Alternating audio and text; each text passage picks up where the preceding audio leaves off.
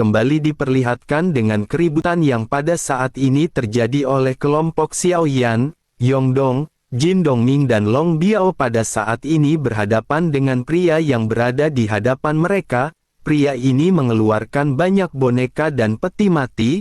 Boneka-boneka ini terlihat busuk dan memancarkan aroma yang tidak menyenangkan.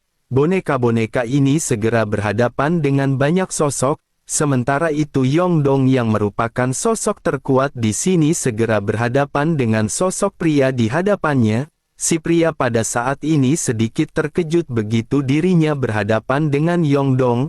Sosoknya menatap ke arah bintang yang berkedip-kedip di antara alis Yongdong. Sosoknya bergumam bahwa ternyata dirinya pada saat ini berhadapan dengan sesosok dewa asli. Jika begitu permasalahannya tidak menjadi permasalahan jika dirinya tidak bisa mengalahkan penguasa Istana Wu. Terlebih lagi tubuh atau kekuatan fisik dari dewa asli ini juga cukup lumayan. Dengan begitu maka dirinya akan bisa memurnikannya menjadi boneka. Tampaknya sekte boneka miliknya benar-benar akan mendapatkan berkah yang lebih besar. Pria ini memandang ke arah Yongdong dan tiba-tiba matanya dipenuhi dengan cahaya yang lebih kuat.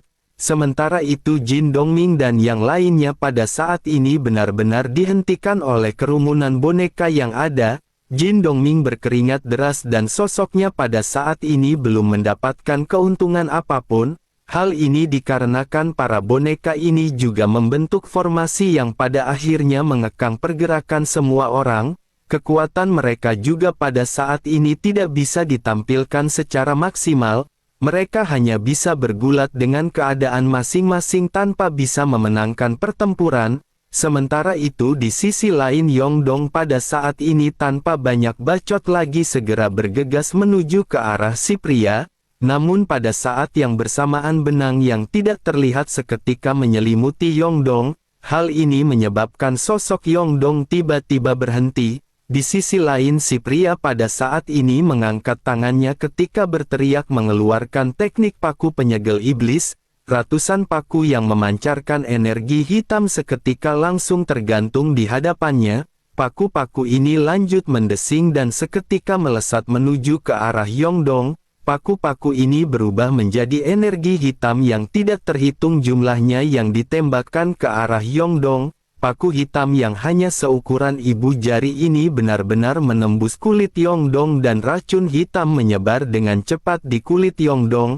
Hal ini menyebabkan Yongdong memuntahkan seteguk besar darah. Sosoknya yang berukuran 100 meter pada saat ini dengan cepat kembali normal. Melihat hal tersebut si pria pada saat ini berteriak agar dewa asli ini jangan merontak semakin keras. Dirinya merontak maka akan semakin menyakitkan bagi dirinya sendiri. Begitu selesai berbicara senyum sosok tersebut pada saat ini melonjak sebelum akhirnya si pria menyentuh cincin di tangannya. Terlihat ada banyak cincin bermutu tinggi di lengan dari sosok tersebut. Pria itu lanjut mengangkat tangannya dan peti mati berwarna merah darah menyala seketika muncul. Peti mati ini memancarkan aura yang menyeramkan dan sosok pria tersebut segera mulai kembali berbicara. Dirinya berkata bahwa ini adalah peti mati yang paling unggul yang dirinya miliki. Dirinya telah mempersiapkannya untuk tubuh dewa asli mulai sekarang ini akan menjadi rumah Yongdong dan Yongdong harus bersiap.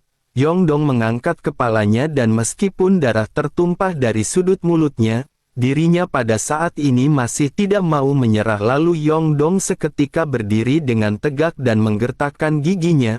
Pada saat yang bersamaan Yongdong meledakkan kekuatan ki dan darah tanpa gangguan apapun, tubuhnya pada akhirnya mulai kembali melonjak dengan ukuran yang sangat besar.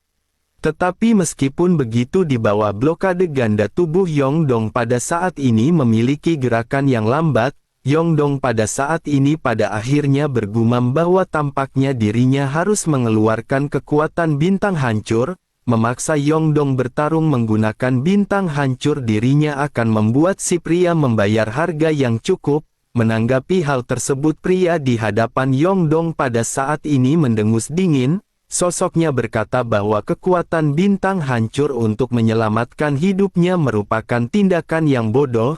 Tubuh dewa asli paling takut terhadap racun. paku penyegel iblis miliknya telah menembus jauh ke dalam daging dan darah dari Yongdong.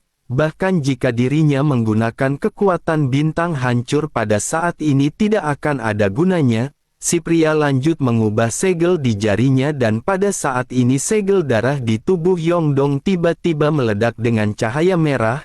Rasa sakit yang panas dan terik menyebabkan Yongdong tiba-tiba bergetar.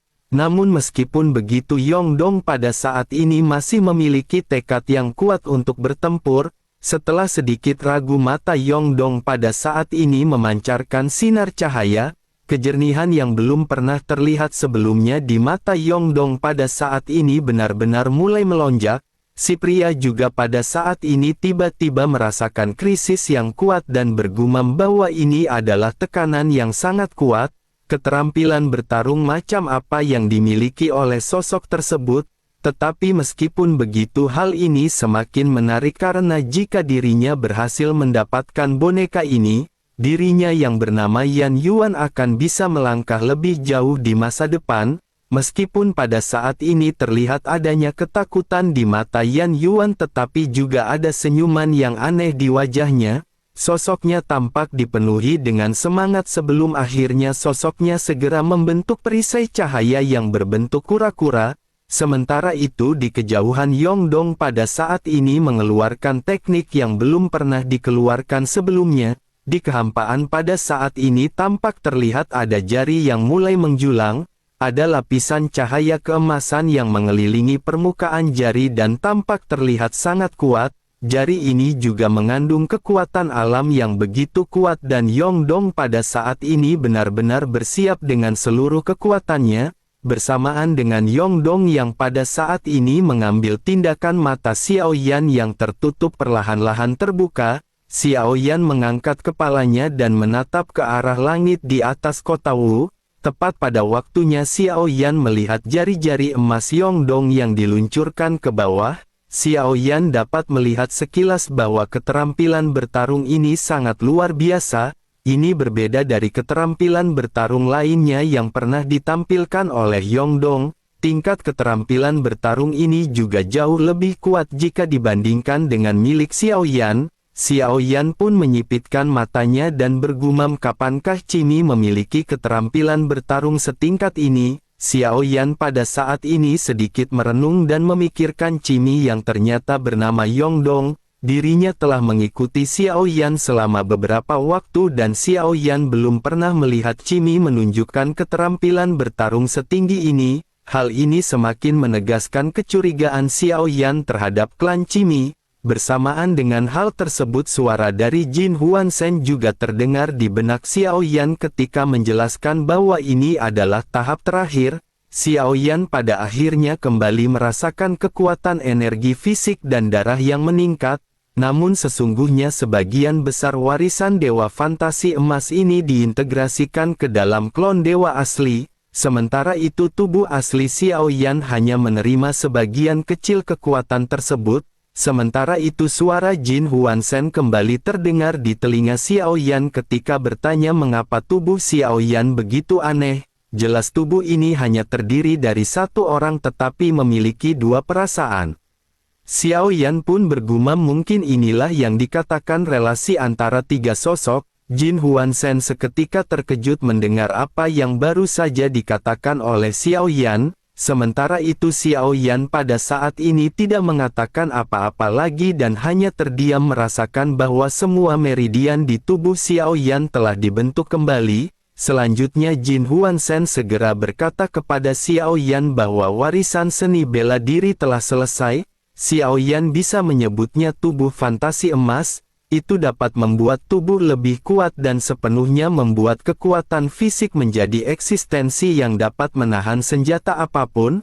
Xiao Yan pun tersenyum dan segera lanjut menangkupkan tangannya. Selanjutnya Xiao Yan sedikit terdiam sebelum akhirnya bertanya mengapa Jin Huanshen tidak keluar dari tubuh Xiao Yan. Begitu kata-kata ini keluar barulah sosok Jin Huanshen segera terpisah dari Xiao Yan. Xiao Yan menatap ke arah sosoknya yang terlihat kokoh, namun jika diperhatikan baik-baik bagian bawah dari Jin Huanshen pada saat ini tampak mulai menjadi ilusi. Sementara itu di sisi lain Jin Huansen kembali berkata kepada Xiao Yan bahwa bukankah Xiao Yan telah berjanji kepada Jin Huansen, bukankah Xiao Yan berniat untuk membuat Jin Huansen melihat dunia ini lagi? Xiao Yan sedikit tersenyum sebelum akhirnya berkata bahwa biarkan Xiao Yan memikirkan mengenai hal ini. Jin Huansen pada saat ini sedikit menggertakkan giginya. Selanjutnya dirinya berkata bahwa meskipun kekuatan pencerahannya tidak dianggap yang terbaik di antara para dewa asli, kekuatan fantasi emas pasti lebih kuat dari apa yang Xiao Yan bayangkan. Xiao Yan akan bisa merasakannya lebih jelas setelah Xiao Yan menerobos alam leluhur. Mendengar hal tersebut Xiao Yan pada saat ini berkata bahwa selain dari bela diri warisan ini, apakah ada keterampilan bertarung pendukung lainnya? Jin Huansen mengerutkan bibirnya sebelum akhirnya berkata bahwa sekarang sebagian besar ingatannya tentang kultivasi telah disegel, oleh karena itu perlu waktu bagi Jin Huansen untuk mengingatnya. Selain itu dengan kekuatan Xiao Yan saat ini Xiao Yan tidak dapat menggunakan kemampuan bertarung milik Jin Huansen. Sambil Jin Huansen berbicara pada saat ini sosok Xiao Yan segera terpisah dari klon dewa asli di tubuhnya. Mata Jin Huansen pada akhirnya dipenuhi dengan keterkejutan menatap ke arah sosok Xiao Yan dan dewa asli. Dirinya menatap ke arah klon dewa asli yang memiliki bintang 8 di antara alisnya. Selanjutnya dirinya menatap ke arah Xiao Yan yang memiliki 3 bintang di antara alisnya. Sosoknya tanpa sadar bergumam apakah ini relasi yang pada saat sebelumnya dibicarakan oleh Xiao Yan. Xiao Yan sedikit tersenyum dan berkata bahwa mereka hanyalah sebuah klon sementara itu tubuh asli Xiao Yan bukanlah dewa asli tetapi ditempah dengan darah dewa asli. Jin Huansen menatap ke arah Xiao Yan dengan mata yang aneh dan bertanya apakah dirinya benar-benar selalu segila ini. Xiao Yan hanya mengangkat bahu dan berkata dengan polos bukankah metode kultivasi setiap orang berbeda-beda. Jin Huansen hanya bisa terdiam mendengar apa yang dikatakan oleh Xiao Yan. Pada saat ini di punggung Xiao Yan jika diperhatikan ada garis-garis emas. Garis ini digambar di sepanjang garis otot belakang.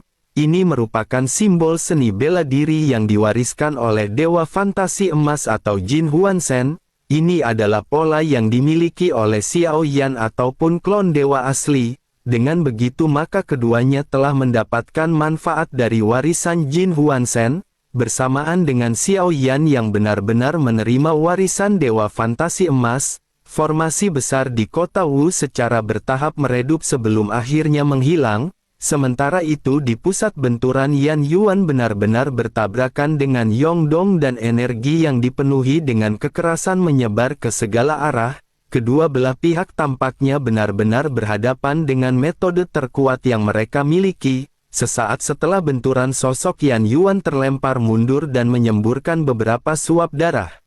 Untuk pertama kalinya pada saat ini kepanikan muncul di mata Yan Yuan. Yan Yuan segera mengangkat tangannya dan bergumam bahwa ini benar-benar sangat kuat.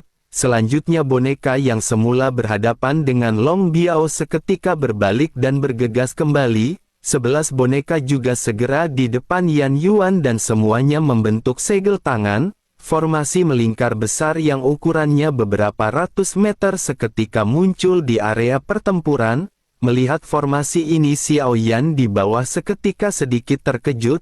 Xiao Yan menyipitkan matanya dan bergumam bahwa di dalam formasi ini sebenarnya ada tubuh fisik dewa asli. Jika begitu permasalahannya maka di salah satu boneka ini terdapat tubuh fisik dewa asli. Xiao Yan menatap ke arah formasi di atas kota Wu yang pada saat ini mengeras di antara pertempuran kedua belah pihak. Sementara itu bersamaan dengan formasi di atas kota Wu yang menghilang, mata Yongdong tiba-tiba berubah dan jari-jari yang dirinya gunakan ke udara pada saat ini tiba-tiba bergetar. Sebagian besar cahaya keemasan menghilang dalam sekejap dan Yan Yuan seketika menyipitkan matanya. Yan Yuan tidak tahu apa yang terjadi tetapi dirinya merasakan bahwa aura dari Yongdong pada saat ini telah melemah. Hal ini langsung membuat Yan Yuan merasakan rasa percaya diri yang meningkat. Senyum di wajah Yan Yuan kembali melonjak dan ketakutan yang baru saja dirinya rasakan benar-benar menghilang. Sosoknya pada akhirnya bergumam, jika begitu permasalahannya maka sekarang gilirannya untuk menyerang.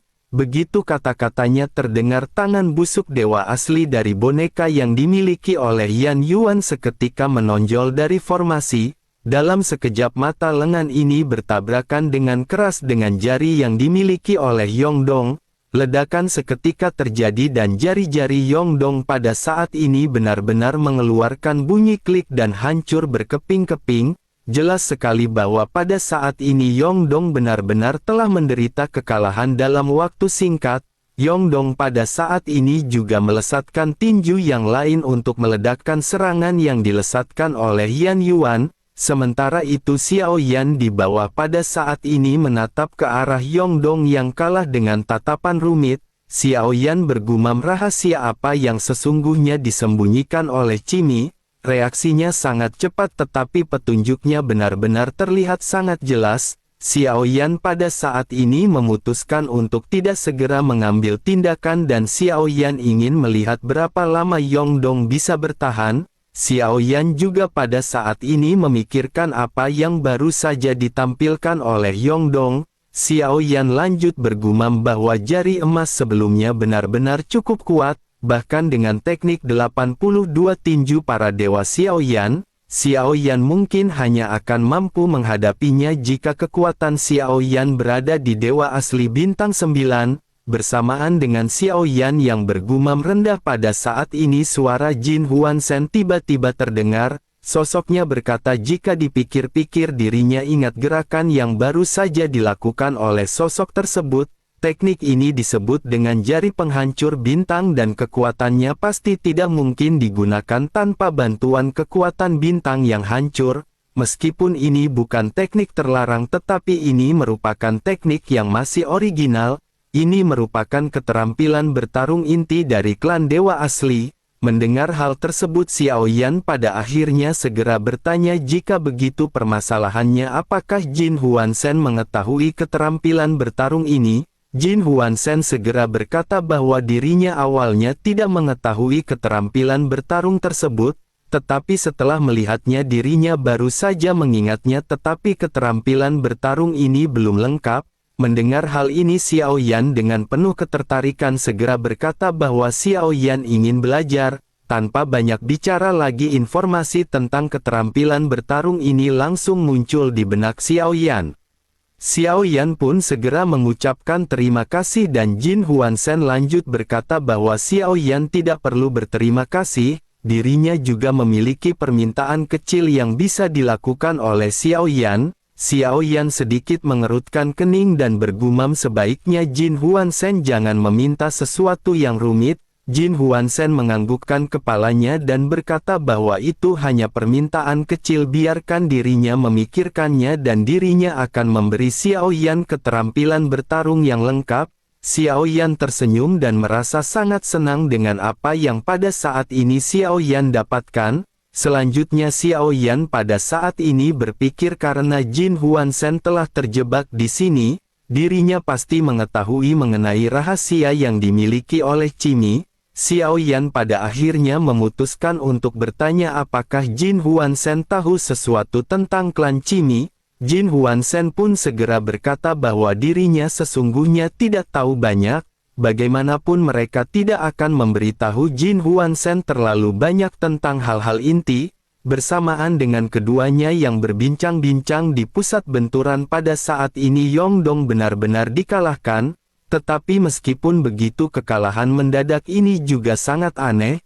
Yan Yuan juga pada saat ini tanya-tanya apakah ini merupakan batas dari dewa asli tersebut. Selanjutnya dirinya pada saat ini melangkah di kehampaan dan menatap ke arah Yongdong yang benar-benar terlihat lemah.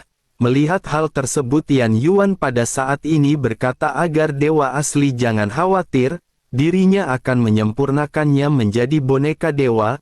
Meskipun dirinya adalah boneka tetapi dirinya juga masih bisa mempertahankan kesadaran spiritual miliknya. Sementara itu di sisi lain Yongdong pada saat ini tampaknya tidak memperhatikan perkataan dari sosok Yan Yuan. Yongdong pada saat ini melirik ke arah tempat di mana Xiao Yan berada dan Yongdong berharap Xiao Yan segera mengambil tindakan. Keduanya tampaknya memiliki pemikiran masing-masing dan agenda tersembunyi Yongdong ini telah diketahui oleh Xiao Yan. Itulah mengapa Xiao Yan pada saat ini masih belum mengambil tindakan. Xiao Yan pada saat ini hanya memandang ke arah Yongdong di udara dengan tatapan sedikit meledek. Sementara itu di sisi lain si pria pada saat ini segera mengeluarkan peti mati berwarna merah darah. Peti mati ini segera dilesatkan ke hadapan Yongdong dan dalam sekejap mata kekuatan tarik pada saat ini melonjak dari dalam peti mati. Senyum di wajah Yan Yuan juga semakin cerah melihat Yongdong yang pada saat ini tersedot masuk. Tetapi meskipun begitu Yongdong pada saat ini masih merontak dan melawan untuk ditarik masuk. Melihat Yongdong yang melakukan perlawanan yang sia-sia, sosok Yan Yuan pada saat ini tertawa terbahak-bahak. Bersamaan dengan hal tersebut ada banyak tentakel merah yang naik yang keluar dari peti mati. Dalam sekejap mata tentakel-tentakel ini langsung melilit tubuh Yongdong dan memasukkannya ke dalam peti mati. Peti mati berwarna merah ini pada akhirnya lanjut tertutup dengan sosok Yongdong yang menghilang. Yan Yuan seketika bergumam bahwa dengan tertutupnya peti mati ini pada waktunya orang ini akan menjadi boneka dewa terkuat miliknya. Senyum di wajah Yan Yuan benar-benar tidak lagi bisa ditahan dan sosoknya kembali tertawa dengan liar. Suara tawanya seketika bergema di seluruh kota Wu. Melihat hal ini Jin Dongming seketika sedikit mundur dan sosoknya tampak takut. Jika dirinya melangkah maju sekarang hal tersebut sama saja dengan mengirimnya ke dalam kematian. Long Biao dan Zonggu juga pada saat ini hanya bisa tertegun melihat apa yang baru saja terjadi. Long Biao pada saat ini bergumam kepada Zonggu agar Zonggu Daozi jangan khawatir tentang hal ini. Dirinya akan segera mengurus semuanya. Zonggu pada saat ini sedikit menoleh ke arah Long Biao dan bingung dengan apa yang baru saja dikatakan oleh Long Biao. Sosoknya pada saat ini masih berada di belakang Zonggu dan tidak melakukan gerakan apapun. Sementara itu Yan Yuan pada saat ini melirik ke arah kota Wu yang berada di bawah. Seluruh formasi kota perlahan menghilang dan dirinya secara bertahap bisa melihat dengan jelas ke kedalaman kota. Yan Yuan sedikit mengerutkan keningnya karena dibandingkan dengan penguasa istana Wu, sekarang dirinya telah memperoleh tubuh fisik dari dewa asli. Sosoknya pada akhirnya bergumam bahwa tidak masalah jika dirinya tidak menghabisi penguasa istana Wu, sesuatunya akan berubah nanti. Dirinya tidak tahu apa isi dari istana ini dan dirinya telah cukup dengan mendapatkan dewa asli tersebut. Sosoknya pada saat ini tampak benar-benar menyerah untuk menghabisi penguasa istana Wu. Sosoknya melambaikan tangannya dan pada saat ini banyak belasan peti mati meraung masuk ke dalam cincin penyimpanan miliknya. Selanjutnya Yan Yuan melirik ke arah Jin Dongming dan Zonggu serta Long Biao di dekatnya. Dirinya memiliki tatapan meledek dan tampaknya dirinya tidak lagi berniat untuk menghabisi mereka. Yan Yuan tampaknya tidak lagi tertarik kepada Zonggu dan tiga lainnya. Dirinya juga tidak ingin repot-repot untuk menghabisi mereka bertiga. Sosoknya dengan nada meledek segera berkata kepada Zonggu dan yang lainnya agar mereka segera berhasil. Begitu selesai berbicara sosoknya pada saat-saat ini tidak lagi menatap ke arah Zonggu dan yang lainnya. Sosoknya pada akhirnya berubah menjadi kilatan cahaya dan berniat untuk segera pergi. Sementara itu di bawah Xiao Yan pada saat ini menghela nafas dan bergumam lupakan saja semuanya dan tidak peduli apa niat dari Cimi. Bagaimanapun juga Xiao Yan telah dilindungi oleh Cimi beberapa kali. Oleh karena itu tidak masuk akal bagi Xiao Yan untuk tidak mengambil tindakan. Begitu Xiao Yan berbicara kilat pada saat ini segera menyambar di bawah telapak kakinya. Bersamaan dengan hal tersebut Long Biao, Zonggu dan yang lainnya pada saat ini hanya bisa menatap ke arah Yan Yuan yang melesat pergi. Long Biao tanpa sadar bergumam cepat atau lambat orang itu akan disambar petir. Baru saja perkataan dari Long Biao terdengar ledakan pada saat ini seketika terjadi. sambaran guntur tiba-tiba terjatuh menghantam kilatan cahaya yang ternyata adalah Yuyan. Yuyan selanjutnya kehilangan pusat gravitasinya dan segera terjatuh secara vertikal. Yuyan benar-benar tidak siap dan serangan ini benar-benar datang begitu tiba-tiba. Yuyan lanjut jatuh ke pasir kuning di bawah menyebabkan gelombang pasir ke segala arah.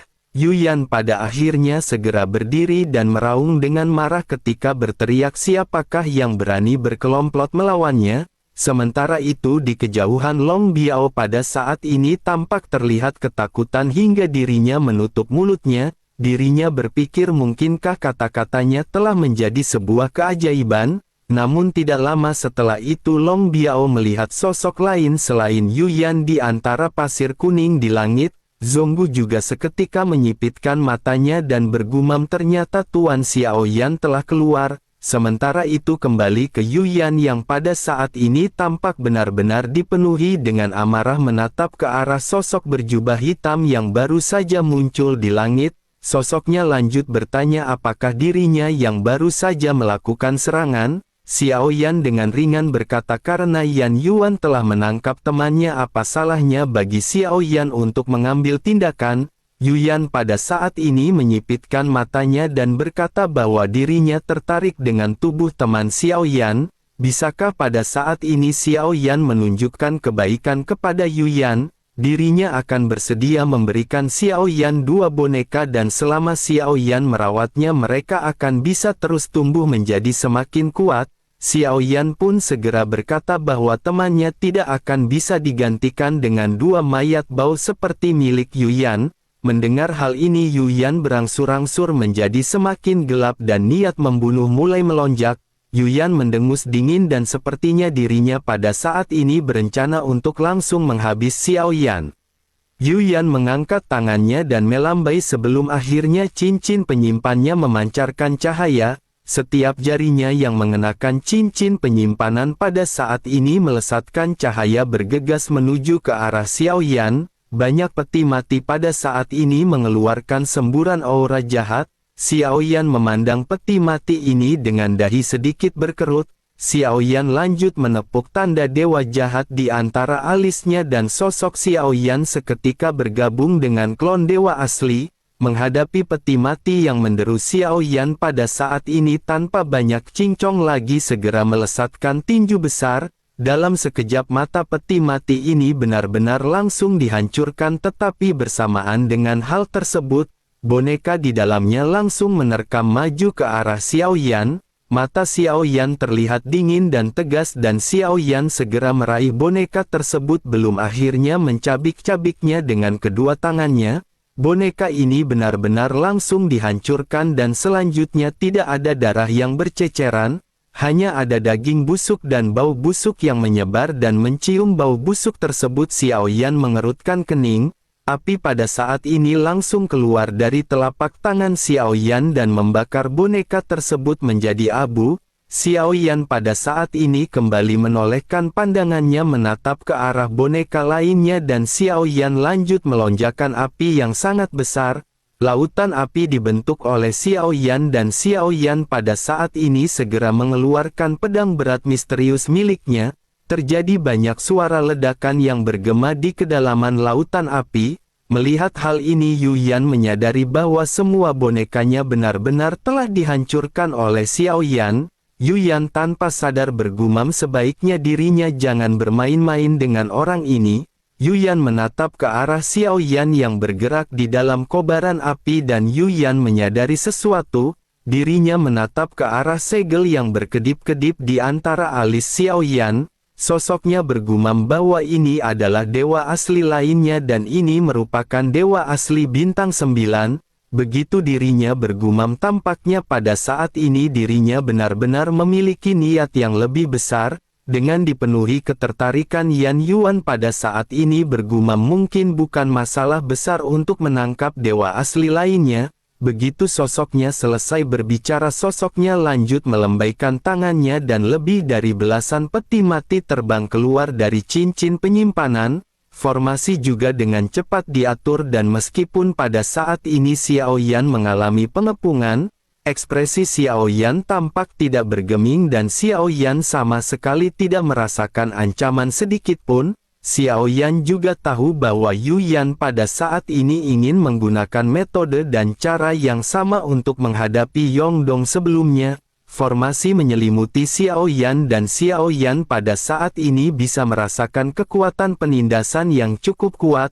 Namun meskipun begitu Xiao Yan masih dengan ringan berkata sebaiknya dirinya menggunakan segala cara yang dirinya punya. Mendengar hal ini ekspresi wajah Yu Yan seketika berubah menjadi ganas. Sosoknya lanjut berteriak ternyata memang benar seperti yang dikatakan rumor yang beredar. Para dewa asli semuanya begitu sombong dan itulah yang menyebabkan pada akhirnya mereka benar-benar dimusnahkan. Begitu selesai berbicara Yan Yuan menyentuh cincin di jari kelingkingnya dan mengeluarkan peti mati berwarna merah tua. Sosoknya bergumam awalnya dirinya mengira peti mati penyegel dewa iblis leluhurnya tidak akan dikeluarkan.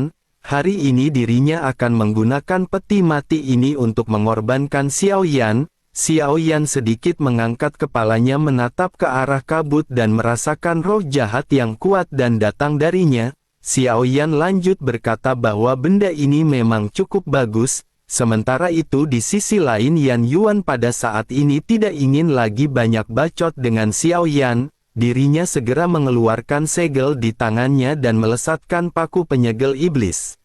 Namun bersamaan dengan teknik tersebut yang baru saja dibentuk oleh Yan Yuan, kilatan pada saat ini melintas di kaki Xiao Yan dan sosok Xiao Yan seketika menghilang.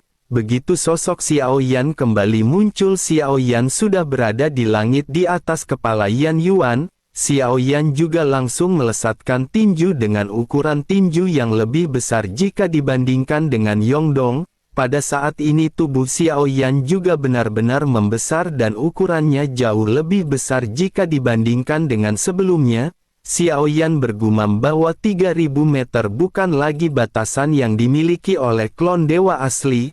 Mungkin Xiao Yan pada saat ini bisa mencapai ukuran hingga 4000 meter dengan kekuatan penuh. Sementara itu di sisi lain Yan Yuan pada saat ini benar-benar terkejut dengan tinju yang dilesatkan oleh Xiao Yan. Dirinya bisa melihat tinju ini jauh lebih besar dan lebih kuat jika dibandingkan dengan tinju Yongdong. Tanpa sadar mata dari Yan Yuan menyusut tajam dan dirinya bergumam bahwa dirinya tidak akan bisa menahan pukulan ini sama sekali.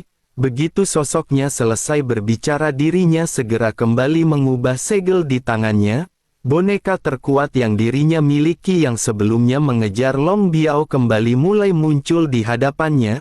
Ada juga beberapa boneka yang membentuk formasi perlindungan di hadapannya. Sosoknya seketika melesat mundur sambil membuat segel terkuat yang dirinya miliki. Dalam waktu sekejap mata benturan pada akhirnya segera terjadi dengan tinju Xiao Yan yang menghantam boneka yang memegang bilah ganda.